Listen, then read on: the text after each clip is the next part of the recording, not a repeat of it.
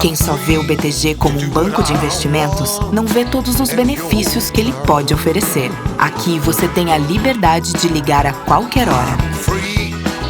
E tem a confiança de contar com o time BTG. É você no controle da sua vida financeira de um jeito simples e compatível com a sua rotina. O BTG reconhece quem é você e está pronto para potencializar a sua trajetória. A Eletrobras é a segunda maior empresa em energia renovável do mundo. Mas ainda assim, tem uma energia que não conseguimos produzir sozinhos. A Eletrobrasilidade. Essa energia é nossa. Eu tenho. Você tem. A gente tem. A gente produz Eletrobrasilidade. Eletrobras. A CPFL faz 110 anos. Uma boa hora de falar do futuro. Soluções que salvam vidas. Iniciativas que melhoram o ensino, mobilidade elétrica, energias renováveis. Tudo isso a gente já faz hoje. Então, como será a CPFL com 220 anos? A resposta é que vamos continuar investindo no seu futuro. Faça planos. Sonhe. A CPFL vai estar com você. CPFL 110 anos. Prontos para os 220. Conheça a Algar Telecom, uma empresa com atendimento especializado em MPE e estrutura robusta como você nunca viu. São 68 anos de mercado, 4.000 colaboradores e 1,3 milhão de clientes em mais de 350 localidades, em 16 estados e no Distrito Federal. Com a Algar Telecom, sua empresa tem acesso aos serviços mais inovadores, com um atendimento próximo, sempre junto. Quer entender o que a Algar pode fazer pelo seu negócio? É só chamar Algar Telecom, sempre junto da sua empresa. Olá a todos e a todas, é um prazer ter aqui hoje comigo Sônia Consiglo, SDG Pioneer pelo Pacto Global da ONU e conselheira independente, e Carlo Pereira, CEO do Pacto Global da ONU Brasil. Obrigada, Sônia, obrigada, Carla, é um prazer estar aqui com vocês hoje. Prazer é meu. Prazer é meu também. Obrigado. Obrigada. E eu vou começar perguntando para você, Sônia. Você escreveu um livro que eu particularmente adorei, O Vivi para Ver, e nesse livro você fala muito sobre a evolução da sustentabilidade, do ESG no Brasil, até por isso o nome do livro. E você pode contar um pouquinho para a gente dessa evolução e quais eram os obstáculos, ou quais foram os obstáculos que foram transpostos e os impulsionadores que permitiram que essa agenda evoluísse nos últimos anos? Legal, Renata. Primeiro, obrigada pelo convite de estar aqui. Parabéns aí pela programação em função aí do Dia Mundial do Meio Ambiente, sempre muito relevante. Carlo, prazer imenso sempre estar contigo também.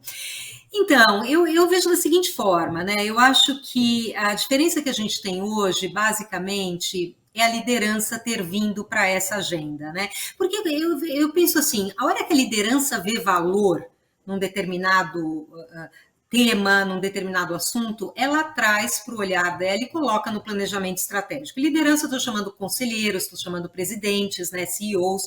Então, a gente vê que nos últimos tempos, e aí muito impactado por pandemia, né, os líderes foram chamados a olhar esse mundo de outra forma, essas questões ESG vieram para a mesa de decisão de forma estrutural, né? Então, quando a gente fala de ser um tema transversal a todas as áreas, de ser uma agenda que todo líder tem que observar, essa é uma grande transformação que a gente vê e que dela derivam várias outras, né?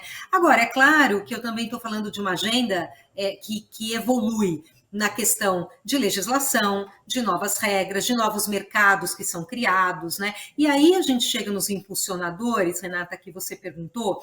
Eu costumo dividir assim, riscos se materializaram e oportunidades surgiram, né? A gente viu quanto as questões sociais e ambientais e de governança mal geridas acabam com a imagem, com a reputação, cai o valor em bolsa de uma empresa. Então, riscos se materializando nessa agenda e, ao mesmo tempo, oportunidades sendo criadas. novos produtos que absolutamente são sucesso aí no mercado, novos mercados surgindo. Então, a gente tem esse binômio risco-oportunidade com um resultado muito positivo para a agenda da sustentabilidade. E aí a gente tem, claro, pressão de investidores, que sempre é determinante, os investidores estão nessa agenda há pelo menos 5, 6 anos de forma muito imperativa, né?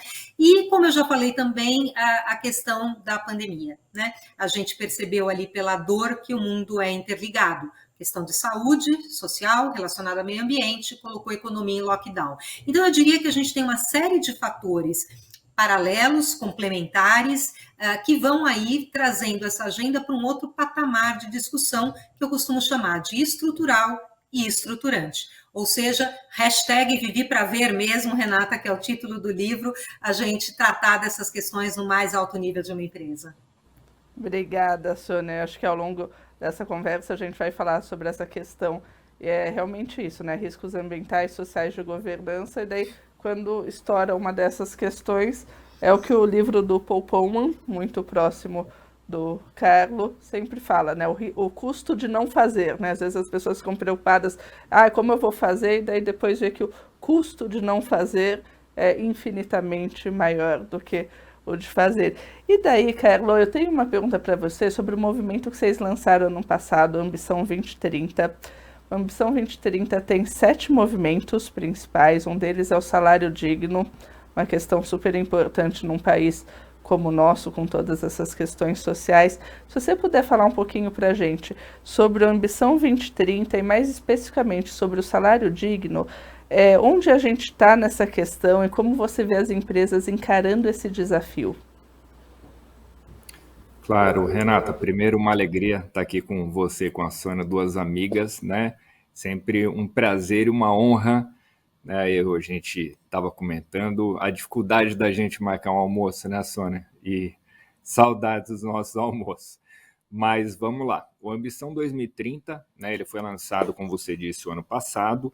E qual que era o objetivo, né? A gente fala muito na Agenda 2030, você sabe, Renato, Sônia também, que eu não gosto de ficar muito falando nos conceitos, termos, acrônimos, né? Porque eu acho que a gente acaba saindo um pouco da discussão, né? E sendo que aquilo que a Sônia bem trouxe, né? O que a gente tem que fazer, como tem que fazer, é muito simples, tá? Qualquer pessoa dentro de qualquer empresa vai saber, né? O que fazer, como fazer de fato, aí acaba tendo um grau de dificuldade maior e tem várias questões, né, principalmente políticas dentro de uma empresa que acabam criando dificuldades ou até questões mercadológicas também, mas o que a gente precisa fazer é muito claro, né? Mas enfim, voltando, a Agenda 2030, então, conjunto de metas, né, e indicadores do que a gente tem que fazer como humanidade para que a gente consiga, então, ter uma sociedade, né, mais íntegra, mais inclusiva e mais sustentável pelo aspecto ambiental, né? Legal. Por que eu estou lembrando isso? Porque a Ambição 2030 nada mais foi do que pegar essa agenda que, não se iluda, já é bastante pragmática, né? Imagina uma agenda discutida por 197 países, onde então a gente traz indicadores e metas, né? Era uma coisa impensável até a agenda do milênio, que foi então ali até 2015, né? E é legal, o que a gente fez foi traduzir essas metas para o setor empresarial brasileiro. Então, como você falou, 7 movimentos, agora já são 8, né? A gente começou com 7, agora são 8, a economia circular entrou também, e o que a gente fez foi então entender legal, dentro desses temas, para que a gente consiga atingir o que a Agenda 2030 preconiza, o que precisamos como setor privado brasileiro, né? E aí, claro, cascateando para as empresas individualmente, o que a gente precisa atingir. Então, muito brevemente, com relação a gênero. Então, a gente sabe que a gente precisa, se a gente quer ter ali uma equidade pensando em liderança, a gente precisa ter 11 mil mulheres em cargos de alta liderança, né? Especialistas fizeram esse cálculo, e aí para que isso aconteça, a gente precisa que a gente saia dos vergonhosos 10, 12, 15%, dependendo da pesquisa que a gente tem com relação a mulheres em cargos de alta liderança, para 30% até 2025 e 50% até 2030. Né? Não é um desafio fácil, mas, ou seja, a gente sabe onde a gente tem que chegar e o que a gente precisa fazer. Tá? E aí a gente fez isso para vários outros temas, como você falou, outros 6 e agora são já outros 7. O salário digno, mais especificamente, que você bem comentou, esse é um ponto super relevante, né? Num país tão desigual quanto o Brasil, mas no mundo como um todo. Né? A desigualdade, ela aumentou, Renata, e você sabe disso, né? Não só no Brasil, mas no mundo como um todo, ao longo das últimas décadas, inclusive nos países em desenvolvimento. Né? Então a gente teve aí muita coisa acontecendo, como CEOs, né, mais popstar, por que não, ganhando salários bastante vultuosos, né? E a gente sabe que quando a gente compara o salário da liderança com a média salarial da empresa ou com o menor salário da empresa, esse fator que deveria ser multiplicado por poucas vezes, muitas vezes ele vai para milhares de vezes aqui no Brasil. Né? E a gente não pode ter isso. E quando a gente fala em salário digno, a gente fala também no nosso movimento de olhar a cadeia. Tá? Essa é outra coisa muito importante. A gente não pode ter essa externalidade, né? Falando em conceito. Né? A gente não pode jogar esse problema para a nossa cadeia. Então, o que eu quero dizer, ter um quadro de funcionários com salário digno, que é diferente do mínimo. O mínimo ele é focado no indivíduo e na subsistência. O digno ele é focado na família e é focado ali numa vida digna para aquela família. Tá? Então, essa é a diferença. As metodologias, elas não são tão simples de serem implementadas, mas também não é rocket science, né? E o que a gente busca entender, o que a gente precisa entender, é considerar o custo de vida em determinada região, tá? E aí, para ir direto para a tua pergunta, eu estou bastante satisfeito com esse movimento, tenho que te falar, Renata, porque esse é um tema muito novo no mundo como um todo, e também no Brasil. Tá? Então, achei que a adesão das empresas ela fosse demorar mais. A gente discutiu muito se isso aí seria um movimento, se não seria, porque o objetivo, diferente dos outros movimentos, o objetivo aqui era muito mais chamar a atenção para o tema e iniciar essa discussão sobre o tema. Né? E, no entanto, não. A gente tem um número bastante interessante de empresas que já assumiram compromissos, né, de até 2030 ter, então, salário digno não só para os seus funcionários próprios, mas para o primeiro elo da cadeia, pelo menos. Né? E é isso, é uma maneira bastante efetiva, como você comentou, da gente combater a desigualdade. Legal, obrigada, Carlo. E, Sônia, na sua fala você falou a questão das lideranças terem entendido, né, a oportunidade e os riscos que a agenda ESG traz. E quando a gente pensa mais especificamente nos conselhos de administração, como você vê o amadurecimento dos conselhos encarando essa questão, incluindo essas pautas no planejamento estratégico, no longo prazo da empresa? Olha, Renata, são boas notícias, viu? E aí eu vou voltar na questão da pandemia, né? Porque tem uma pesquisa que me impressionou muito, ela foi feita pela Spencer Stuart Diligent Institute, foi feita em maio do ano passado com mais de 600 conselheiros aí no mundo todo. E a pesquisa mostrou, olha só, que antes da pandemia, 20% dos entrevistados disseram que raramente ou nunca discutiam ESG nas reuniões de conselho. Depois da pandemia, foi para 4%. Então, a gente sai de 20% para 4%. E um outro dado é de quanto, percentualmente falando, que se discutia ESG em todas ou quase todas as reuniões de conselho.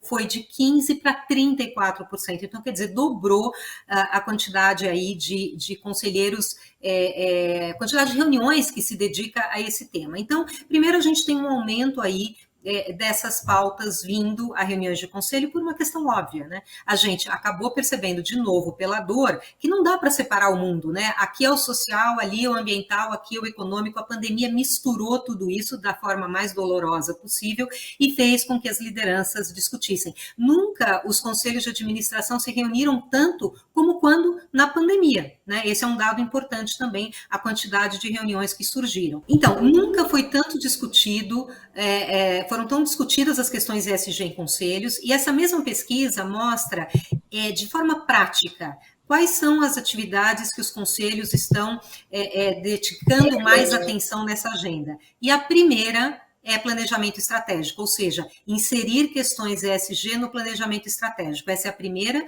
A segunda é gestão de riscos, né? Ao analisar os riscos de uma empresa, olho com lupa as questões sociais e ambientais, e a terceira é indicação de conselheiros. E aí, Renata, eu sou um exemplo concreto, né? Eu hoje participo de alguns conselhos de administração e eu sempre digo assim, eu não sou um perfil clássico, né, de conselheiro de administração, sou jornalista, especialista em sustentabilidade, então eu e assim vários outros colegas começam a ocupar espaços nesses conselhos porque está se percebendo a importância de aumentar o conhecimento e o letramento dos conselhos nas questões ESG. E é fundamental, porque o conselho é que dá o direcionamento estratégico, né? Então, sim, é claro que depende de conselho, alguns estão mais avançados, outros estão entendendo essa agenda, mas hoje eu me arriscaria a dizer que, assim, se existe algum conselho que não está considerando a agenda ESG, tem que se olhar com muito cuidado e medo para essa agenda, para essa empresa, perdão. Concordo, não, sem dúvidas. E, Carlos, acho que Renata, se me permite, desculpa, complementar, eu costumo brincar, né, que executivos e executivas têm oportunidade agora de sair do armário, né? E que armário é esse? O armário da humanidade, né? O armário da gente fazer bem para o ser humano e para o meio ambiente, né? Eu sempre falo, né? Muitas vezes a gente conversa com gente que é um pouco mais ativista e parece que assim, aquele executivo, aquela executiva está indo ali para o trabalho maquinando como é que vai fazer mal ali para a sociedade em geral, para o meio ambiente, né? Não é isso, né? Todo mundo ali certamente quer impactar de maneira positiva a sociedade, né? Mas como a Sônia bem comentou, né? Há pouco tempo, né, Sônia, eu vivi para ver, a gente sempre fala isso, comemora, né? Há pouco tempo pegava mal você levar esse tipo de tema para a diretoria executiva e para conselho de administração. Hoje é o contrário.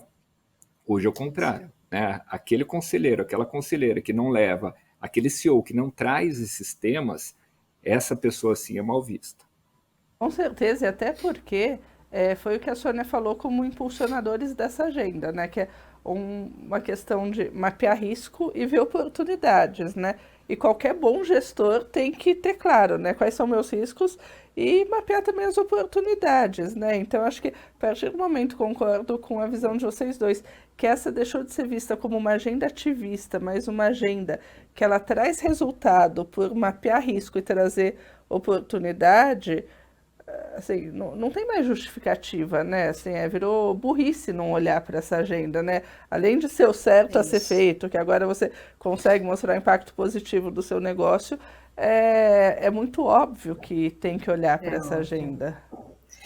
Tem uma frase do professor Raico, da Fundação Dom Cabral, que eu gosto muito e uso muito, que ele diz assim, você não vira CEO por causa da sustentabilidade, mas deixa de ser CEO por causa dela, né? E, na verdade, eu acho que você já se torna CEO por causa dela também. Essa frase já tem alguns anos, né? E é isso, né? Quer dizer, realmente não ter essa agenda no radar é temerário para o negócio, né? Então, realmente não tem caminho de volta.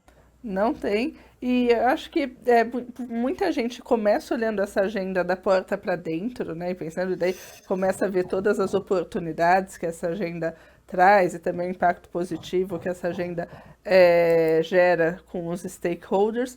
E daí a minha pergunta é para você, Carlos, quando as empresas elas entendem, já estão maduras, elas vão daí da porta para fora, né? Acho que assim, um dos grandes temas que a gente acredita que vão crescer muito nos próximos anos é a questão da gestão da cadeia de fornecedores, né? Que isso também, assim, é difícil de fazer, que se fosse fácil todo mundo estava fazendo super bem, né? Mas ali está um risco claro, né? Esse ano no Brasil a gente teve um exemplo recente, né? Na questão das vinícolas. Como você vê, Carlos, as empresas elas trabalhando essa questão, avançando nessa prática que é tão importante, né? Que não dá para deixar, assim, que é a qualidade do seu produto, mas mais que isso, né? É como o seu produto está sendo feito. Exato, como ele está sendo feito e como ele está sendo utilizado, tá? Então, por exemplo, as empresas de petróleo, né, e gás, então tem uma dificuldade muito grande porque 80% das suas emissões elas estão na queima do seu combustível, né? Mas sim, quando a gente fala escopo 3, por exemplo, quando a gente está falando de carbono, essas empresas têm que sim pensar em o que vai ser feito com esse combustível, né? Então, o grau de complexidade, Renata, para algumas coisas é muito grande, para outras, na verdade, são temas que a sociedade já vem cobrando as empresas há muitas décadas, como violações aos direitos humanos, né? E clima agora também muito fortemente, né? E acho que você foi bem no ponto, né? A gente sai de maneira definitiva de uma discussão de como é que aquele produto ele é feito, né? Para uma discussão mais ampla, né? Então, pensar na cadeia toda daquele produto, né?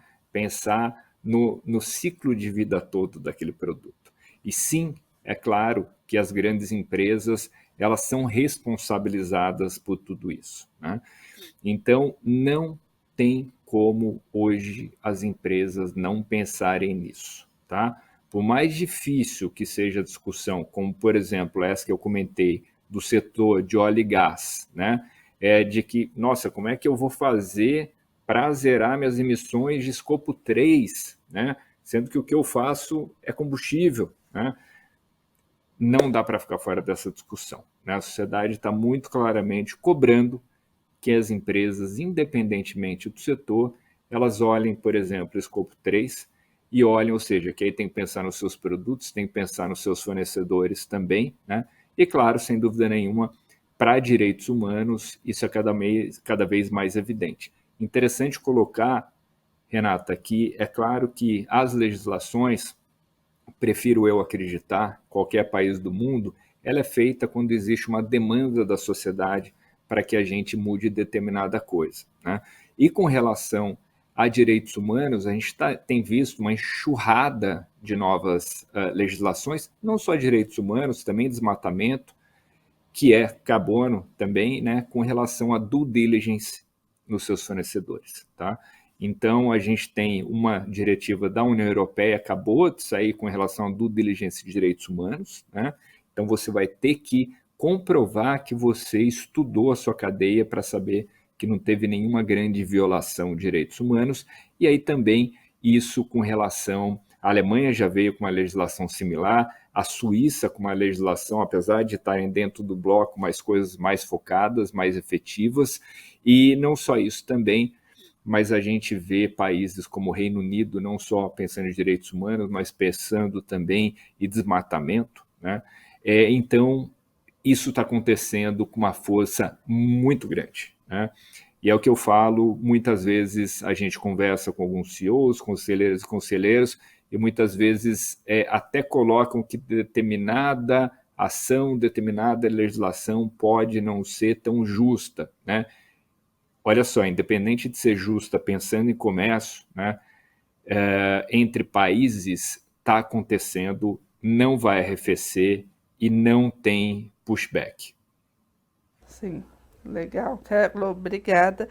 E, Sônia, eu quero voltar na sua última pergunta, que você falou como o crescimento da agenda ESG nos conselhos também traz um aumento da diversidade, né? Que daí os conselhos têm que procurar por um tipo de profissional que não seria o perfil padrão de conselheiro que a gente via até pouco tempo atrás. Daí, nessa questão da diversidade, como que você vê a diversidade ela contribuindo para as discussões, ela de fato gerando valor na mesa do conselho?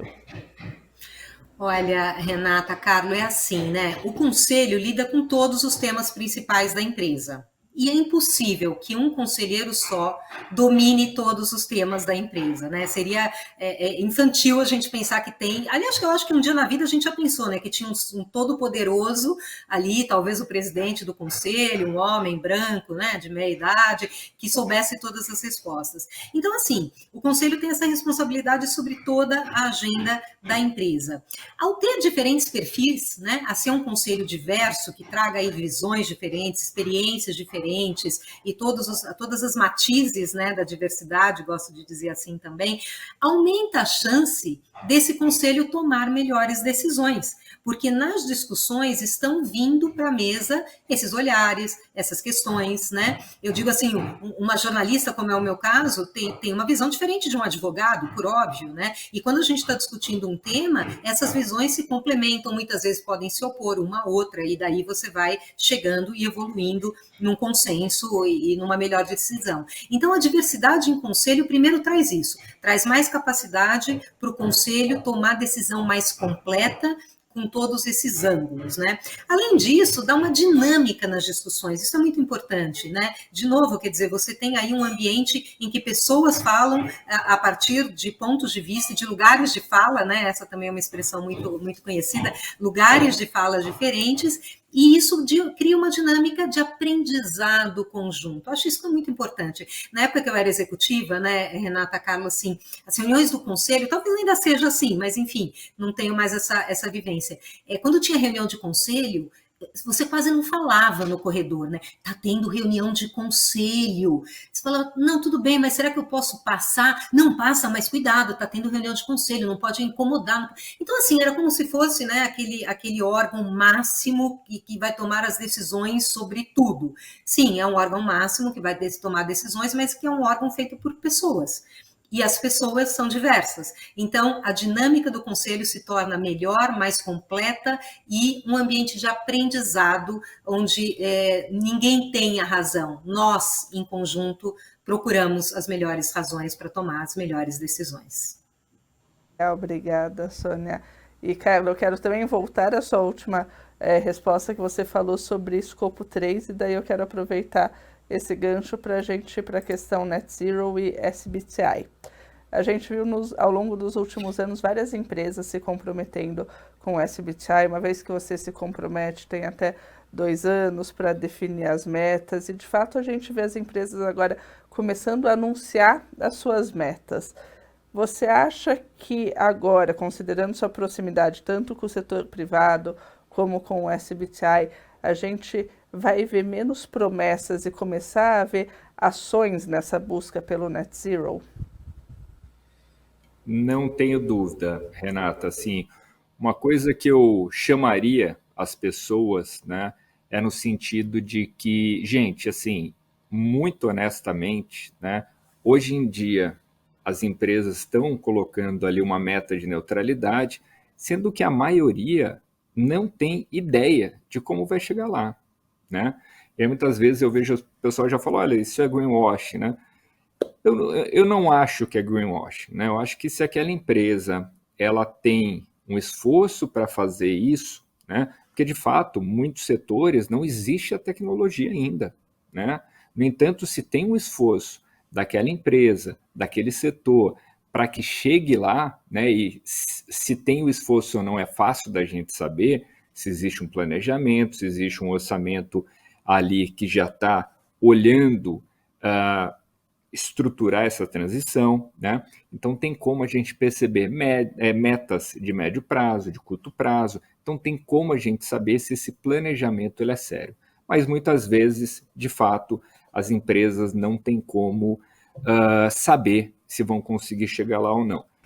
Então, como eu comentei com vocês, estou aqui em Oslo, na Noruega, e um dos eventos que eu vim participar aqui é o Nor-Shipping, né? Então é um evento que trata, então, de comércio global marítimo e trata, claro, da economia dos oceanos em vários aspectos, né? Não só do comércio em si, de transporte, por exemplo, mas a gente fala aqui também em geração de energia, que nos oceanos é muito importante. Brasil, por exemplo, hoje 80% já, vamos lembrar, pré-sal, né? Que era um sonho há 15 anos atrás, hoje já responde por mais de 70% do nosso petróleo produzido. E o offshore, né, ou seja, no mar, o óleo que a gente extrai, o petróleo que a gente extrai, já responde aí por uns 80% no Brasil, tá? Então tem uma importância muito grande. E aí ontem eu tive o privilégio de representar o Brasil numa reunião bastante pequena, né? E que é uma reunião que tinha ali chefes de Estado, um ou outro, mas a maioria ministros, né? E muitos CEOs do setor, os grandes CEOs do setor, né? E a discussão foi muito nesse sentido, né? No sentido de que hoje o setor que responde por 3% das emissões, como que vai fazer a transição? E foi muito interessante, porque mesmo essas pessoas, infelizmente dá para falar eles, eu fiquei impressionado como o setor é quase nada diverso, né? Então, um setor que tem 2% só de mulheres, né? Eu nunca tinha escutado falar no setor que tem 2% só de mulheres. Inclusive, estão com metas para reverter esse processo. Mas é um setor, e foi um dos primeiros setores a contratar meta para neutralizar a emissão de carbono, né? E a discussão foi muito essa, né? Inclusive premiação para isso, né? Novos navios que conseguem, então, utilizar várias fontes de energia renovável, né? Como que se tem uma frota zero em emissão de carbono, né? Então, foi uma discussão muito interessante, e muito interessante também ver a empolgação de CEOs mostrando que há 3, 4 anos, discussão, por exemplo, de amônia, né? Era uma discussão muito incipiente e hoje você já tem tecnologias quase que viáveis, né? E muito investimento sendo colocado nisso. Então é isso, né? Ou seja, o pessoal colocou ali a meta, falou, olha, a gente vai ter que zerar, a gente sabe, e para que a gente consiga zerar até o final do século, a gente tem que cortar 46% das emissões até 2030 e zerar até 2050, né? Para manter 1,5 o aquecimento até o final do século, a gente tem que atingir isso. Então, o setor que se comprometeu e está correndo atrás, né? E os resultados estão aparecendo. Legal, Carlo. E a gente tem agora tempo para só mais uma pergunta, infelizmente, que o bate-papo aqui está ótimo. E, Sônia, eu quero te fazer uma pergunta sobre essa sopa de letrinhas do ESG, né? Você foi chair do GRI no Brasil, você também está no CDP, e essa é uma das grandes dificuldades, né? Quando a gente pensa em ESG. São diferentes frameworks, tudo sigla. Assim, como você vê, considerando esses seus diferentes chapéus, a evolução para facilitar essa questão, né? Para a gente tentar ter uma linguagem mais uniforme, que a gente consiga mais facilmente comparar não só uma empresa com outra, mas também até a evolução das empresas. Não, você sabe que essa é uma das discussões mais antigas dessa agenda, né? É uma discussão que a gente sempre traz, quer dizer, puxa, são muitos, né, muitos frameworks, muitos critérios.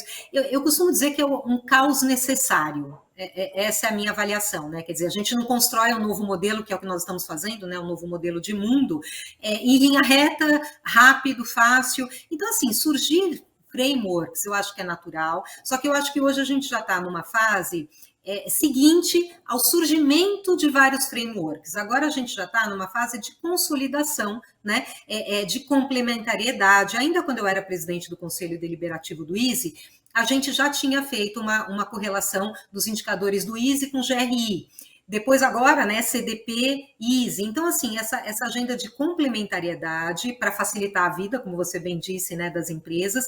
Eu costumo dizer também, tem uma frase que eu gosto, que a gente está mais perto do que longe de que essas questões de fato sejam mais fáceis e mais que o mercado possa absorver de uma forma mais fácil. Um movimento muito bom é o ISSB, né, o International Sustainability Standards Board, que nasce aí embaixo da Fundação IFRS, ou seja, um padrão de contabilidade, buscando aí, vamos dizer assim, a convergência, a coexistência de indicadores financeiros e não financeiros. Isso eu tenho uma grande esperança nesse movimento, porque aí a gente vai trazer questões ESG para junto do E, né, fazendo o EESG, que eu gosto de chamar, que é um mundo que olhe para todos esses critérios, esses elementos de forma integrada. Então é isso, eu acho que a gente ainda tem vários frameworks, mas a gente hoje tem uma situação um pouco melhor, um pouco mais otimizada, mas ainda é um certo caos necessário para chegar